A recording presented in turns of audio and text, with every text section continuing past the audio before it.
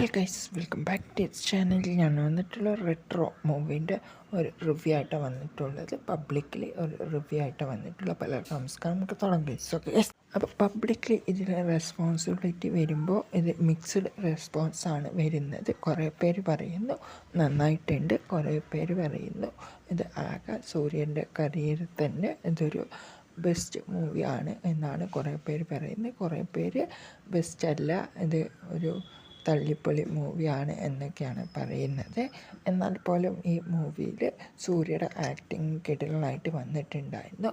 പിന്നെ നമ്മുടെ ജോജു ജോർജ് ആയിക്കോട്ടെ, പിന്നെ നമ്മുടെ ഒരു ജയറാം ആയിക്കോട്ടെ, ഒരു ആവറേജ് ആണ് ഇവരുടെ ആക്ടിങ് റെസ്പോൺസിബിലിറ്റി കൊടുത്തിട്ടുള്ളത്. എന്തുകൊണ്ടാണ് എന്ന് പറഞ്ഞാൽ ഈ മൂവിക്ക് അത്രത്തോളം എഫക്റ്റ് കൊടുത്തിട്ടുള്ളൂ. ഇവർ രണ്ടുപേരും ഈ ഒരു മൂവിയിൽ ഒരു ക്യാരക്ടർ ചെയ്യാൻ വേണ്ടി ഈ ഒരു കോമാളിമാരിയാണ് നമ്മുടെ ജയറാം നിന്നിട്ടുള്ളത്. എന്തായാലും ഒരു ഡോക്ടറായിട്ടാണ് വന്നിട്ടുള്ളത്. പേഴ്സണലി സൂര്യയുടെ ആക്ടിങ് കിടലനായിട്ടുണ്ടായിരുന്നു. പിന്നെ നമ്മുടെ പൂജ ഹെഗ്ഡെയുടെയും ഒരു ആവറേജാണ് എനിക്ക് തോന്നാനുള്ളത്.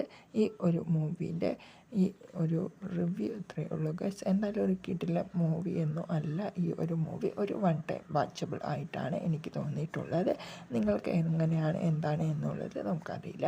എന്തായാലും ഒരു കിടിലൻ മൂവി, ഒരു ആവറേജ് ആയിട്ടാണ് എനിക്ക് തോന്നിയിട്ടുള്ളത്. ഇതിൽ മിക്സഡ് റെസ്പോൺസിബിലിറ്റി ആണ് പബ്ലിക്കലി നമുക്ക് വന്നിട്ടുള്ളത്. സപ്പോർട്ട് ഇപ്പോൾ കാർത്തിക് സുബ്രാജിനെയും സൂര്യയുടെ ഫാൻസ് ആരും എല്ലാവർക്കും ഈ ഒരു മൂവി ഒരു കിടിലൻ മൂവി തന്നെയാണ്.